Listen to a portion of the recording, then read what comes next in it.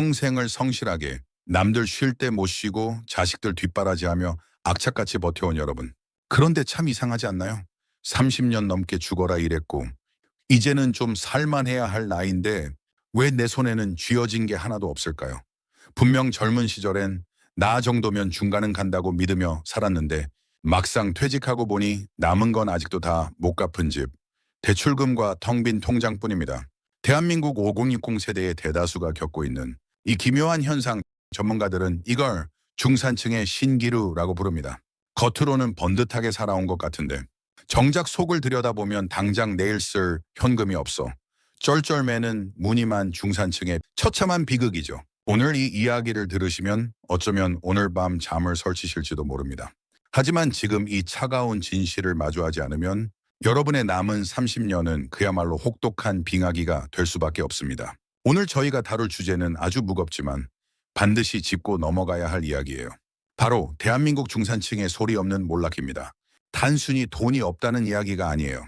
우리가 평생 믿어온 성실의 가치가 어떻게 시스템에 의해 배신당했는지, 그리고 왜 우리는 평생을 일하고도 여전히 은행이 주인인 집에서 하루하루를 불안하게 버텨야 하는지 그 추악한 이면을 들여다볼 겁니다. 이 영상이 끝날 때쯤이면 여러분은 두 가지를 깨닫게 되실 거예요.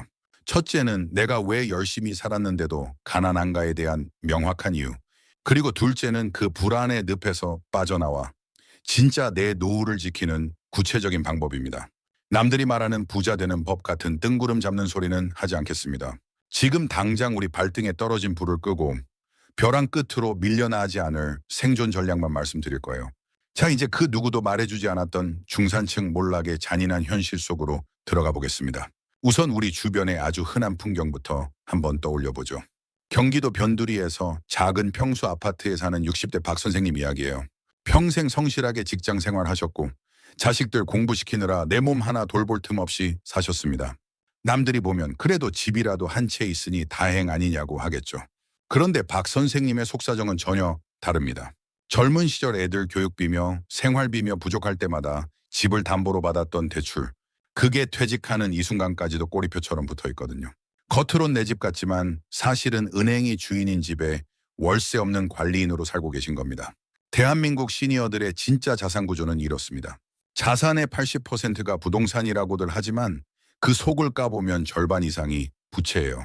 집값이 좀 올랐다고는 해도 내가 팔아서 현금을 쥐기 전까지는 그저 숫자에 불과합니다. 오히려 그 오른 집값 때문에 재산세는 늘어나고 건강보험료는 무서울 정도로 치솟죠.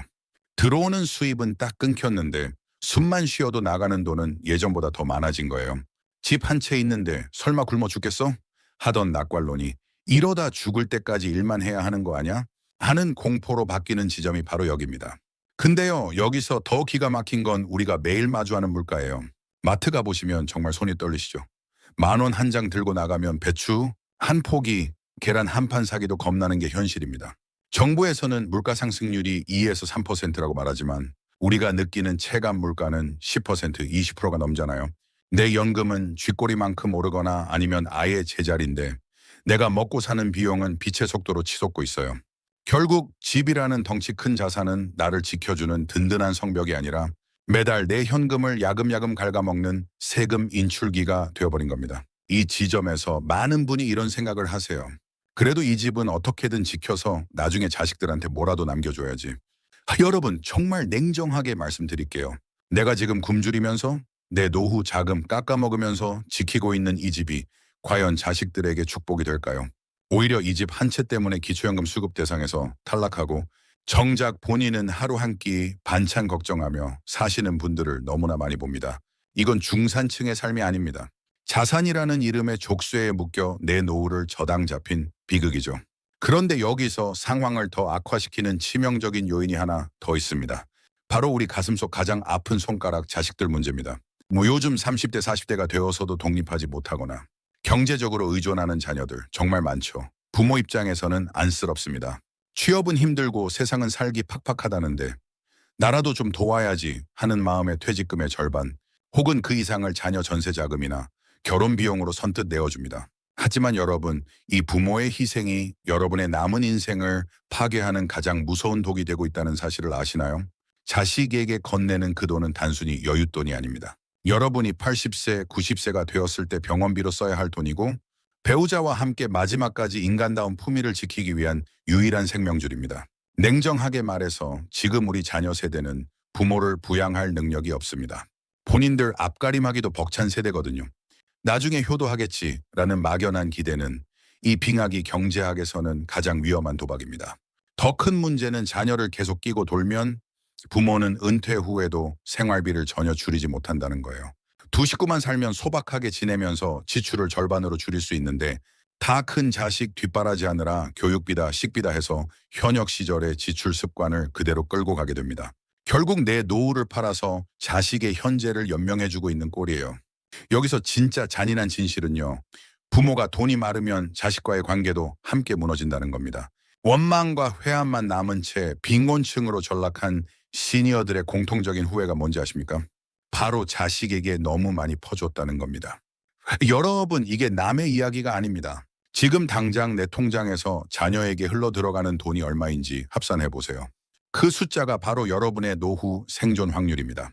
자식에게 줄 수 있는 가장 큰 유산은 아파트 한 채가 아니라 죽는 날까지 자식에게 손 벌리지 않는 경제적으로 독립된 부모의 모습이라는 걸 오늘 꼭 기억하셔야 합니다.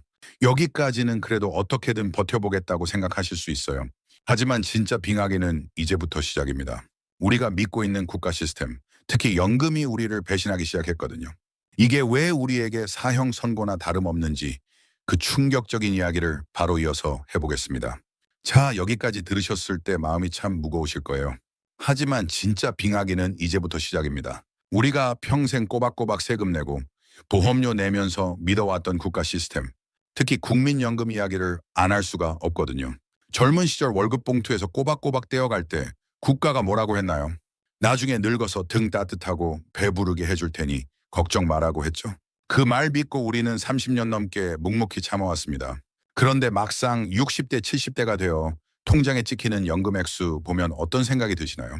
이걸로 누구 코에 붙여? 소리가 절로 나오실 겁니다.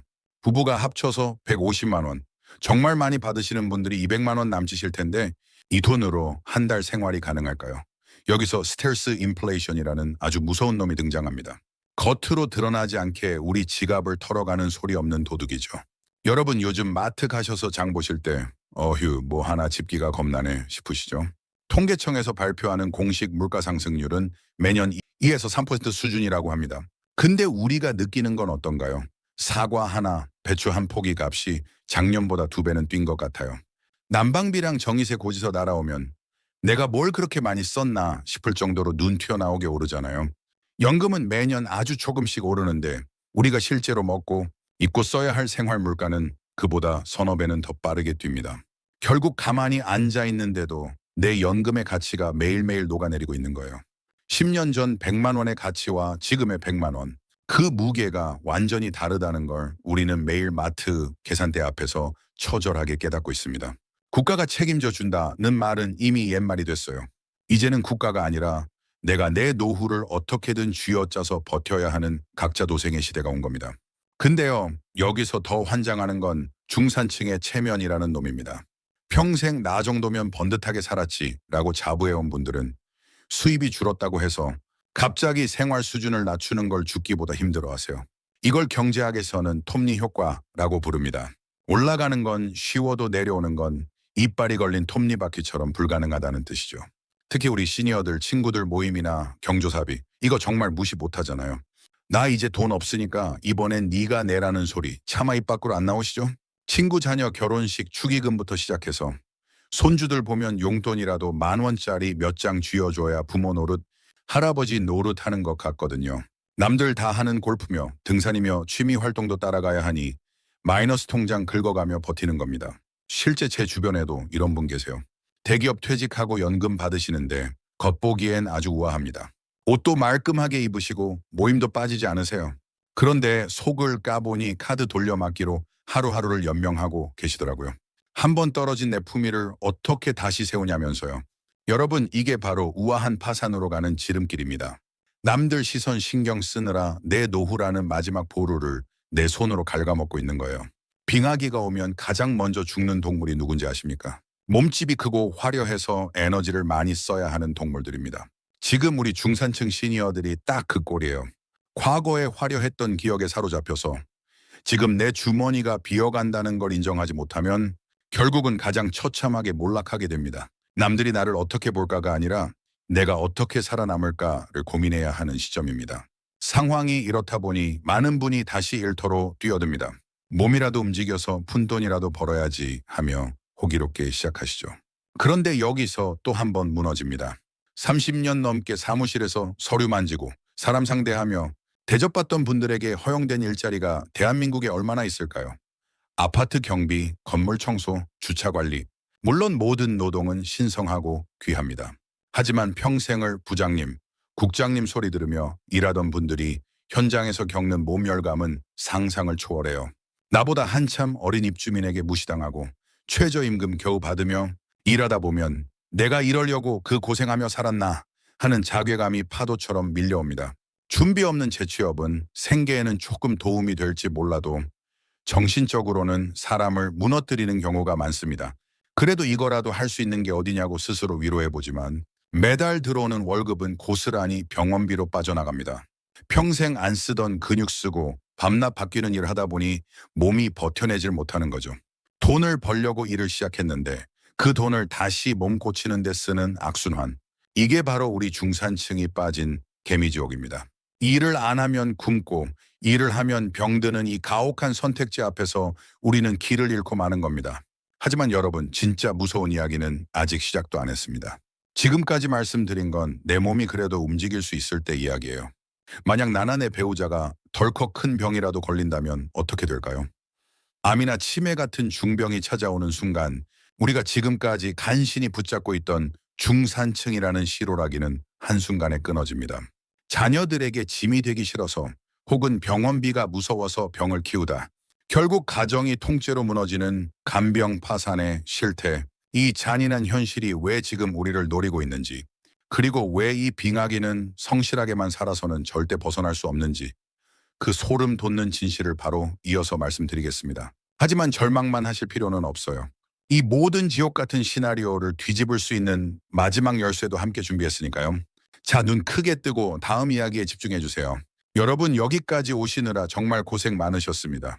하지만 제가 오늘 여러분께 드려야 할 가장 아픈 이야기가 하나 남았습니다. 지금까지 말씀드린 건 그래도 내 몸이 내 마음대로 움직일 때 이야기예요. 그런데 정말 만약에 나나 내 배우자가 덜컥 큰 병이라도 걸린다면 어떻게 될까요? 암, 뇌졸중, 그리고 시니어들이 가장 두려워하는 치매. 이런 병들이 찾아오는 순간 우리가 평생을 바쳐 지켜온 중산층이라는 얇은 외투는 한순간에 갈기갈기 찢어집니다. 실제로 요즘 간병 파산이라는 말이 뉴스에 심심치 않게 나오죠. 간병비 하루에 15만 원, 한 달이면 450만 원입니다. 웬만한 대기업 부장님 월급이 고스란히 간병비로 나가는 거예요. 자산이라고는 대출 낀 집 한 채뿐인데 매달 수백만 원씩 나가는 병원비를 어떻게 감당하시겠어요? 결국 자식들에게 손을 벌리게 됩니다. 미안하다, 이것만 좀 도와다오. 하지만 앞서 말씀드렸죠. 지금 자식들은 그럴 여력이 없습니다. 결국 부모의 병원비 때문에 자식의 가정이 흔들리고 손주들의 교육이 포기되는 비극이 시작됩니다. 이때 부모님들 마음은 어떨까요? 차라리 내가 빨리 죽어야지, 자식들 앞길 그만 막아야지. 이런 생각하시면서 눈물로 밤을 지새우십니다. 이게 과연 평생을 성실하게 살아온 중산층의 마지막 모습이어야 할까요? 아닙니다. 절대 그렇게 되어서는 안 됩니다. 우리가 지금까지 성실함이라는 함정에 빠져 자산의 숫자에만 집착했다면 이제는 생존의 진로 관점을 완전히 바꿔야 합니다. 자, 그럼 이 지독한 경제 빙하기에서 살아남을 마지막 비상구는 어디일까요? 지금부터 제가 드리는 말씀은 조금 냉정하게 들릴 수도 있습니다. 하지만 여러분의 남은 30년을 지킬 유일한 방법이에요. 첫 번째 전략은 바로 자산의 이름표를 바꾸는 겁니다. 이제 집은 물려줄 유산이 아니라 내 노후를 책임질 연금이 되어야 합니다. 주택연금 혹은 과감한 다운사이징을 통해 내 몸집을 줄이셔야 해요. 10억짜리 집에서 굶으며 버티는 것보다 5억짜리 집으로 옮기고 남은 5억으로 매달 현금 흐름을 만드는 게 100번 1000번 낫습니다. 두 번째는 자식과의 경제적 단절입니다. 이게 가장 힘드실 거예요. 하지만 기억하세요. 자식에게 줄 수 있는 가장 큰 선물은 아파트 한 채가 아니라 엄마 아빠는 돈 걱정 없으니 너희 삶이나 잘 살아라 라고 말해줄 수 있는 당당함입니다.